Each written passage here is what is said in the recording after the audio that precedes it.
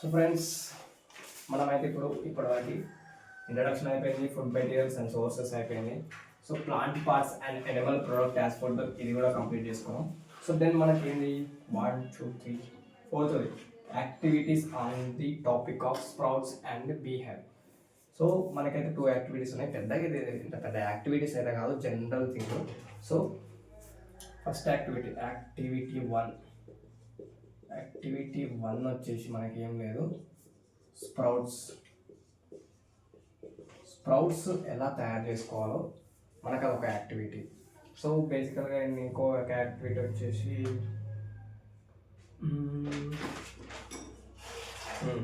Behave activity 2 behave. So behave అంటే ఏం లేదు, తేనెటీగలు వాటి తేనెని ఎలా సేకరిస్తారో మనకి, సో దాన్ని బిహేవ్ అంటాం. సో స్ప్రౌట్స్ మనం ఏం చేయాలంటే, జనరల్గా మనకి ఎగ్జాంపుల్ శన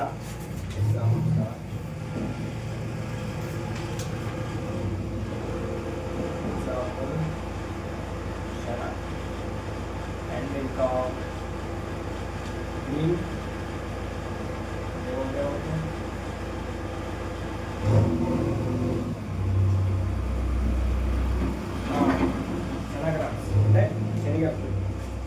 శనగలు మనం ఏం చేయాలంటే ఒక 12-13 అవర్స్ని ఒక బౌల్ తీసుకొని ఆ బౌల్లో వాటర్ వేసి ఆ వాటర్లో మనకి ఆ శనగలు అయితే సోక్ చేయాలి, నానబెట్టాలి.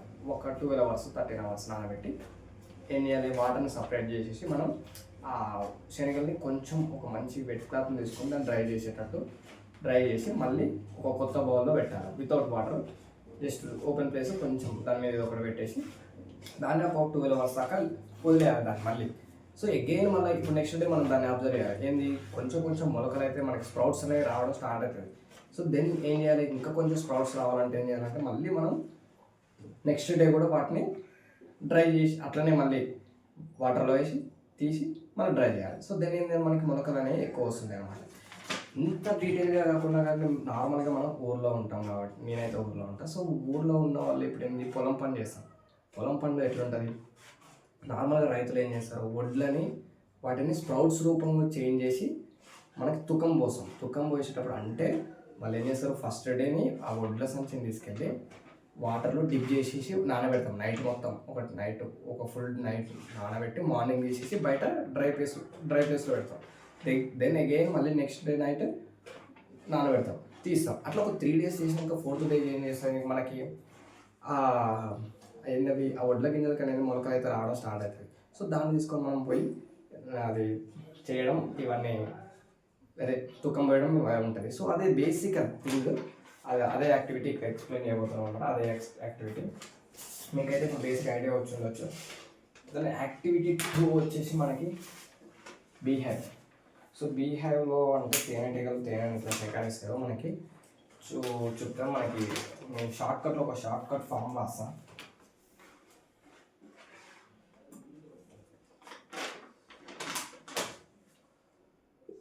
Flower, nectar,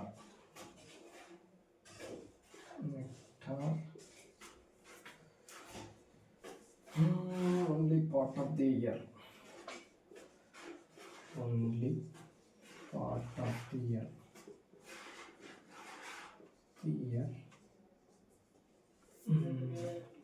Bees,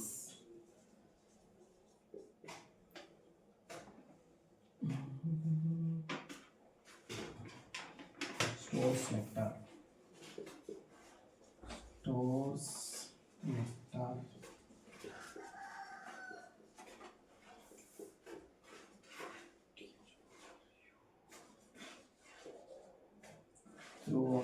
the year.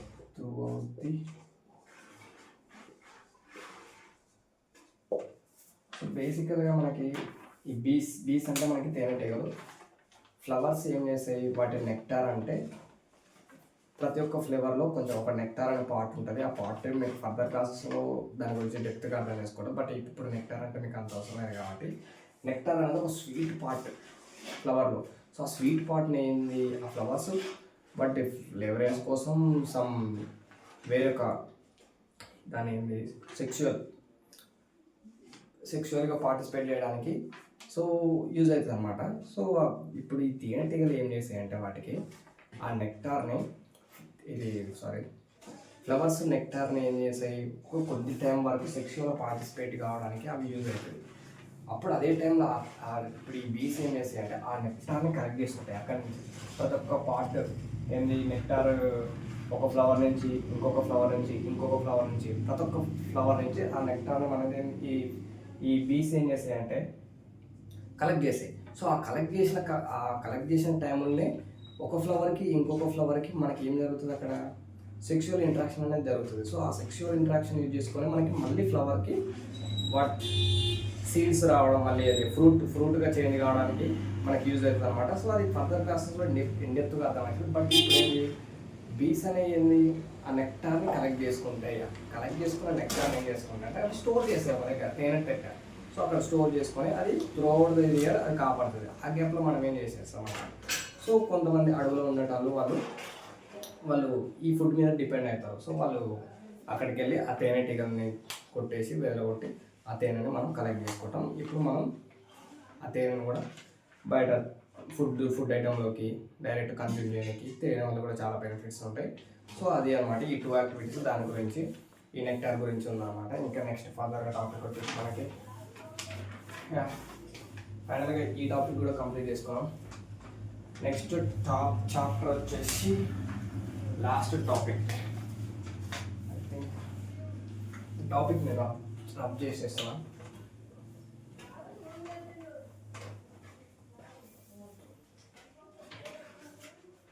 What do animals eat? What do animals eat?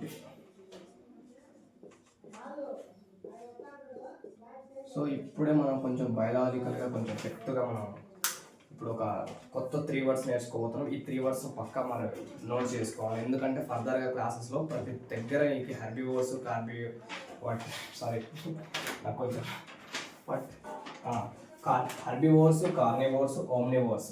So ఈ 3 టాపిక్స్ అనేవి 3 నేమ్స్ అనేవి మనకి ఫర్దర్గా రిపీట్ అవుతూనే ఉంటాయి అన్నమాట. సో మీరు ఏం చేయాలంటే ఇప్పుడు హెర్బివోర్స్, కార్నివోర్స్, ఓమ్నివోర్స్ని ఒక నోట్లో రాసుకోండి. రాసుకున్నాక తర్వాత ఫర్దర్గా నీకు మళ్ళీ డౌట్ పడాల్సిన అవసరం లేదు.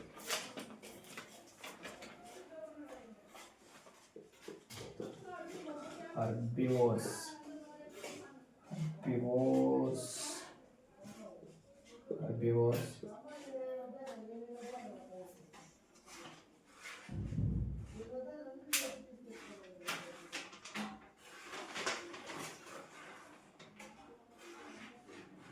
plant